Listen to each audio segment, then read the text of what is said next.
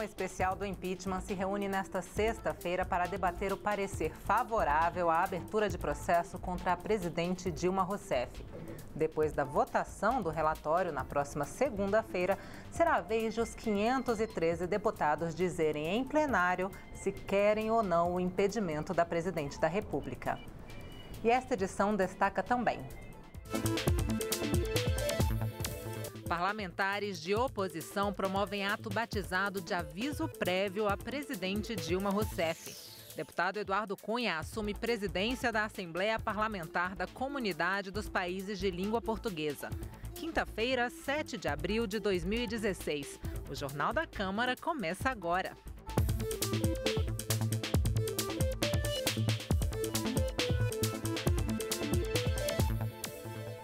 Sem acordo, a Comissão Especial do Impeachment volta a se reunir nesta sexta-feira às 15h. A reunião tem hora para começar, mas não para acabar. Esse será o último passo antes da votação. Governo e oposição fazem as contas. Impeachment não é campeonato, mas também tem placar. Nós esperamos ganhar. Se não ganharmos, será apertado. Temos que lembrar, aprovar o impeachment tem que ter 2/3. Eu tenho convicção que com esse relatório eles não vão conseguir 2/3 na comissão nem no plenário. Eles vão perder de goleada na comissão e a nossa contabilidade é que nós já temos a ampla maioria da casa para votar pelo impeachment no próximo dia 17, domingo. A estratégia de cada um dos lados é parte de um jogo. Qualquer possibilidade em aberto é uma disputa à parte. É o caso da discussão. A oposição quer reuniões no sábado e no domingo. Outra parte da comissão é contra. Possivelmente não se ocupará nem sábado nem domingo. Nós estamos colocando para o bom senso não se criar excepcionalidade nesse momento. A normalidade deve prevalecer, porque os deputados aqui no sábado e domingo, essa comissão vai permanecer bastante esvaziada, as moscas até, e pode até ter que suspender os trabalhos. Nós deveremos entrar o fim de semana discutindo essa matéria.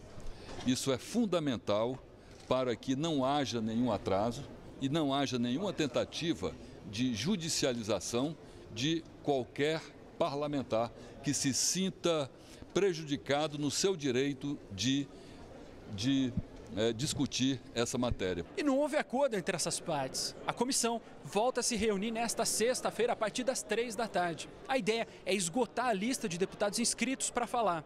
Só que já são mais de 110. Se todos eles resolverem usar o tempo a que tem direito, serão mais de 24 horas de sessão sem parar. Ou seja, ninguém sabe ao certo quando essa reunião de sexta vai terminar de fato. O que se sabe é que não haverá novas reuniões nem no sábado, nem no domingo.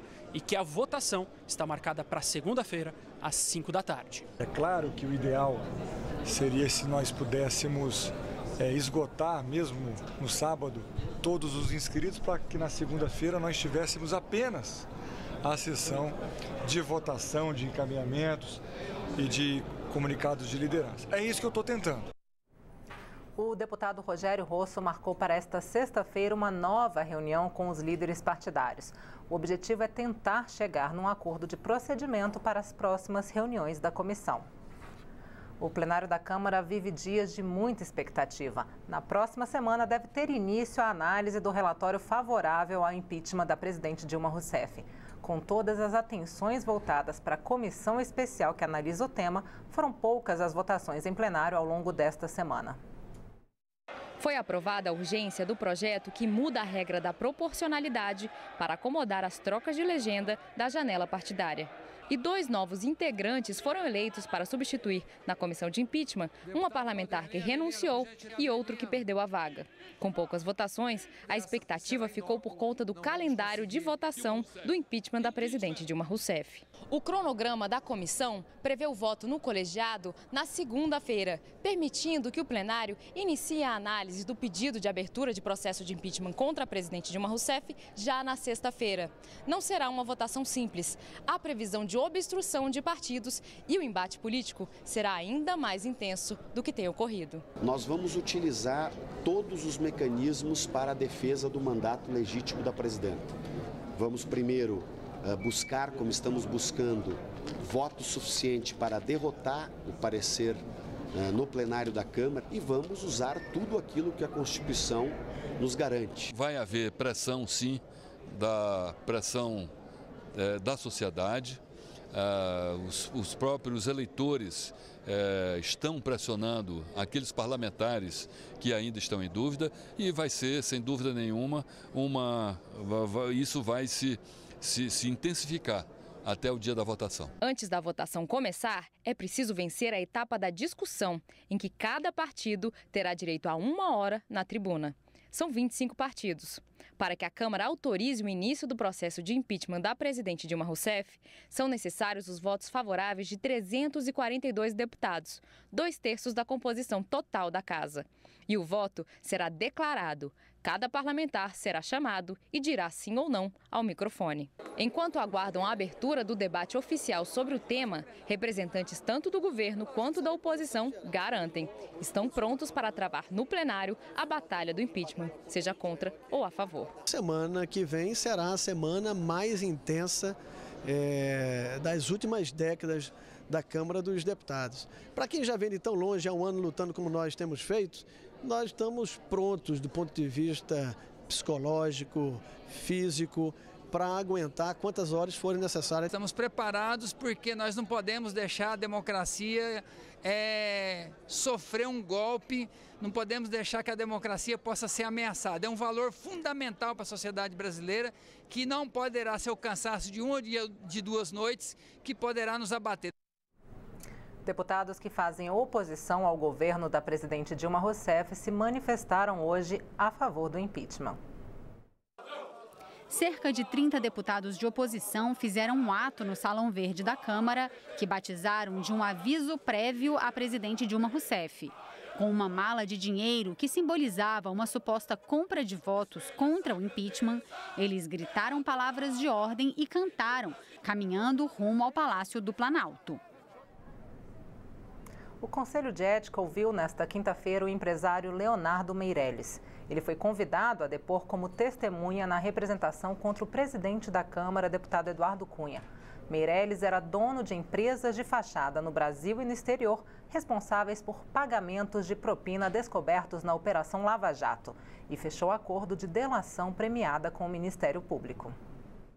Logo no início de sua fala, Leonardo Meirelles foi direto ao assunto. Ele confirmou que em 2012 recebeu 5 milhões de dólares por meio de uma de suas empresas na China. Depois, segundo ele, o equivalente a esse valor em reais teria sido entregue em um condomínio na Barra da Tijuca.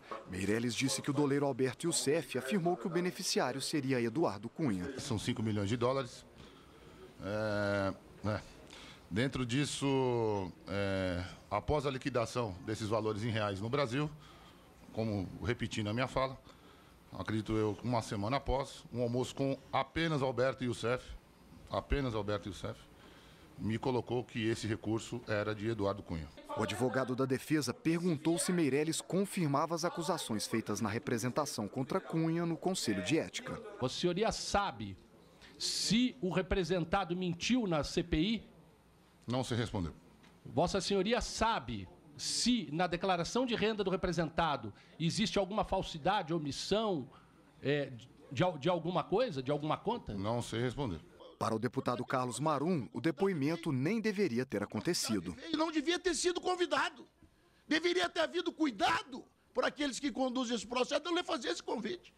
Devia ter, professor, tem uma prova? Não, não tenho. O senhor deve ter... Então que vem fazer o que aqui? Desculpa. É a pergunta que eu lhe faço, nós estamos tomando o seu tempo indevidamente.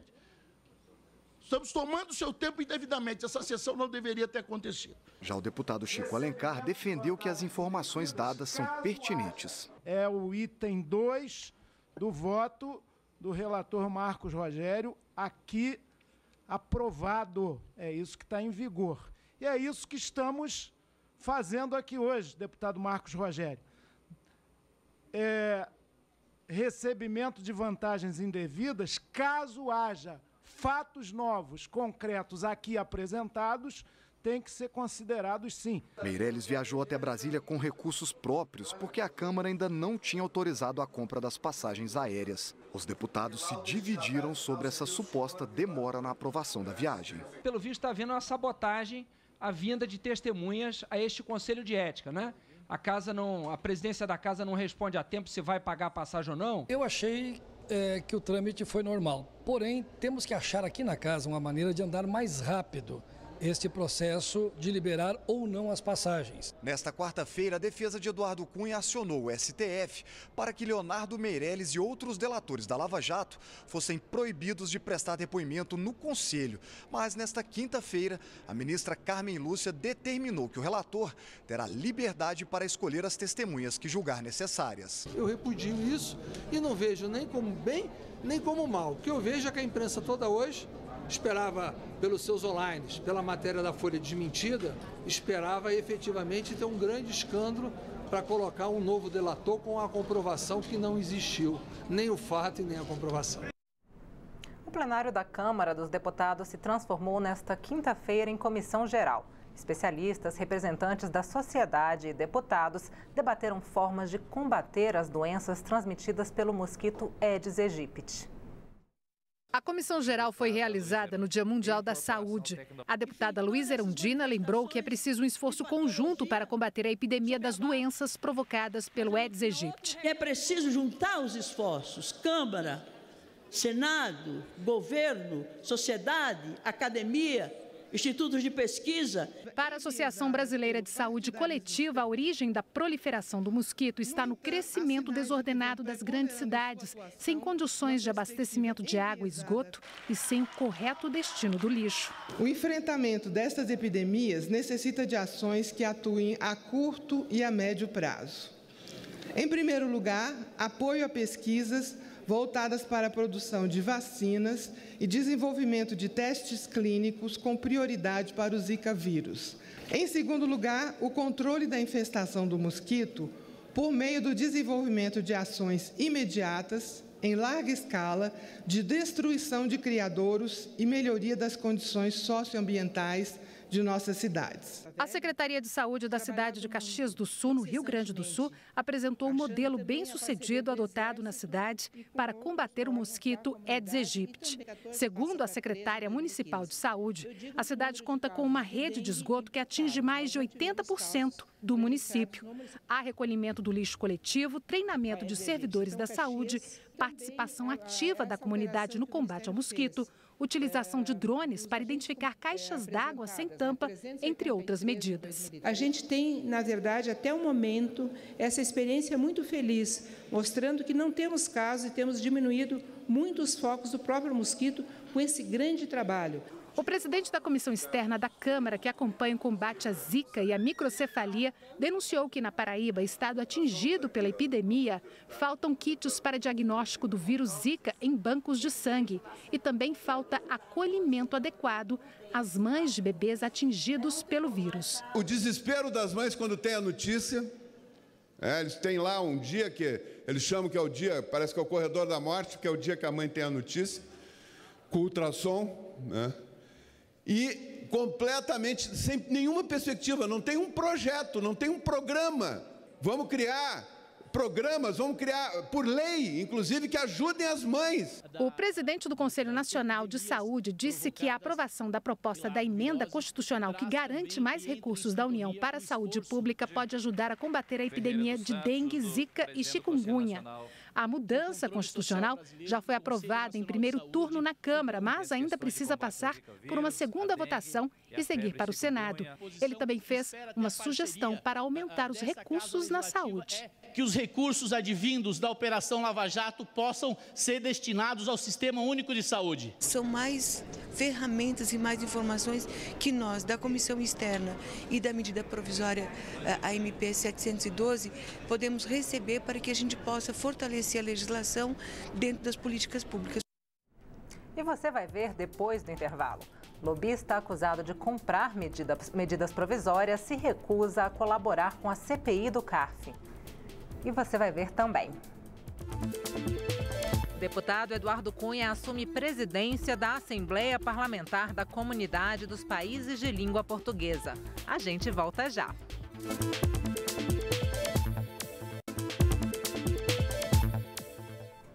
Durante 2 dias, representantes de 7 parlamentos estrangeiros participaram da 6ª reunião da Assembleia Parlamentar da Comunidade dos Países de Língua Portuguesa. Hoje, no encerramento do encontro, o presidente da Câmara dos Deputados, Eduardo Cunha, assumiu a presidência da Assembleia.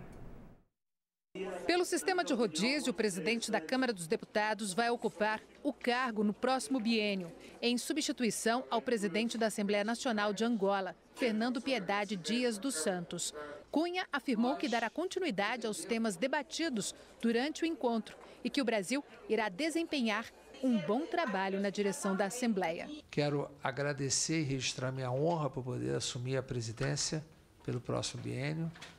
O Brasil se sente gratificado por essa representação, e o que mostra que nós vamos fazer o melhor que nós pudermos fazer para que dê continuidade a esse brilhante trabalho que veio desenvolvido pelo presidente Angola e que nós possamos, no mínimo, tentarmos ser iguais. Criada em 2009, a Assembleia Parlamentar foi fundada com o objetivo de construir um espaço de fortalecimento entre os parlamentos membros e a troca de informações, contribuindo para a consolidação da paz e da democracia do Estado dos respectivos países. Considerado peça-chave nas investigações da CPI do CARF, o lobista Alexandre Paes dos Santos se negou a colaborar com os deputados e permaneceu calado em depoimento na comissão. O lobista era ligado a um escritório de consultoria que, segundo a Polícia Federal, foi contratada por montadoras de carros para emplacar a medida provisória 471.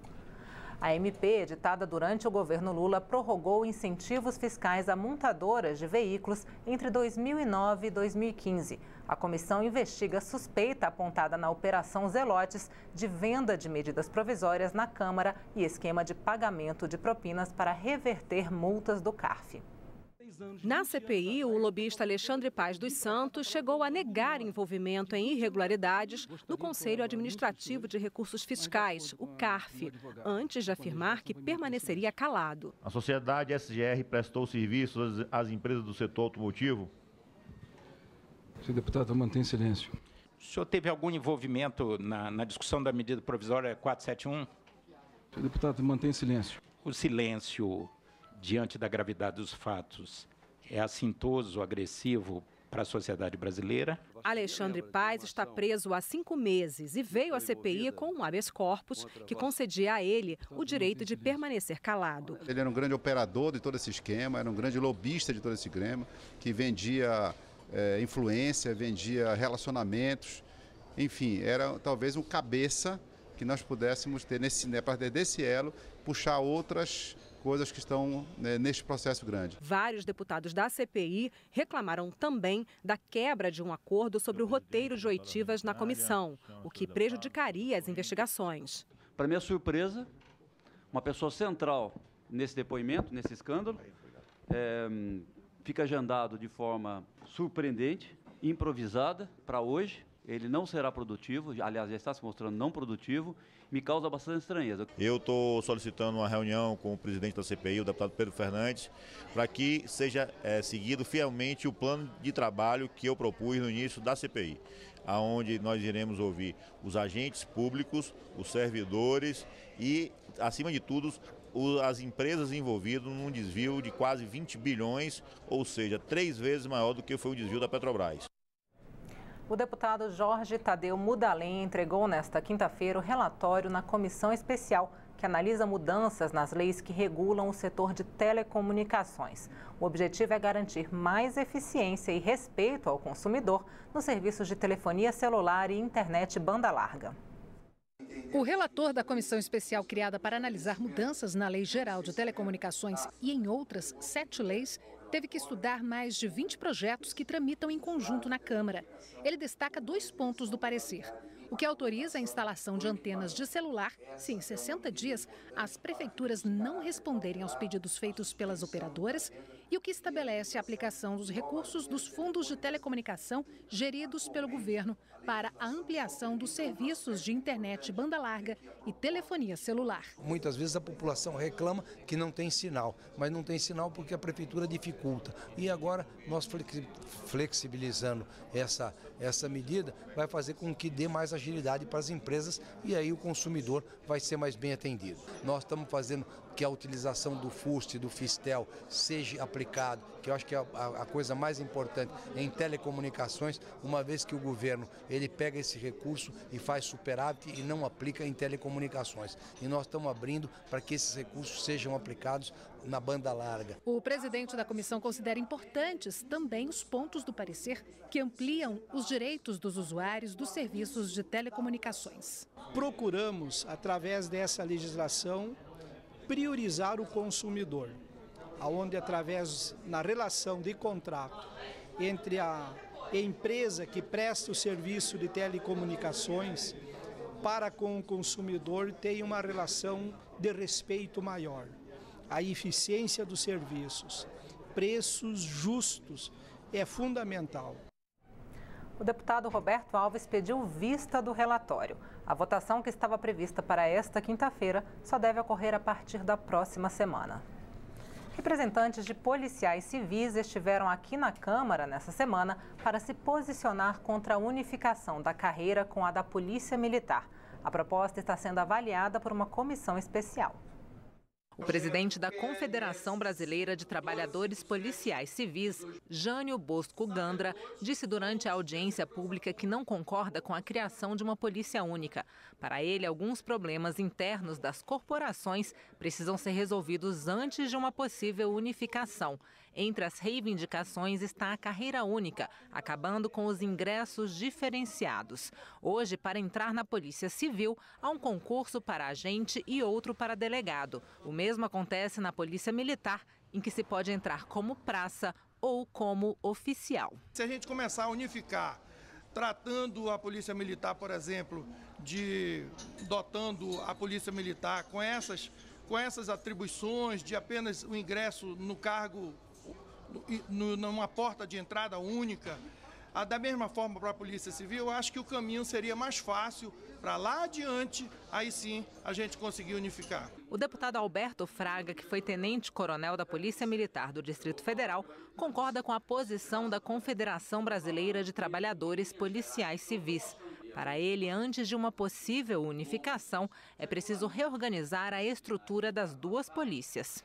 Você tem que unificar primeiro a formação, cria-se uma regra de transição, cria-se uma polícia estadual com 2 departamentos, um investigativo e um ostensivo, e aí sim, com o longo do tempo, essas corporações vão se misturando e vão se unificando. Agora, você juntar 2 instituições do jeito que está, é absolutamente impossível. O relator da comissão, deputado Vinícius Carvalho, ressaltou a importância da discussão para que se apresente um relatório que traga transformações para a segurança pública.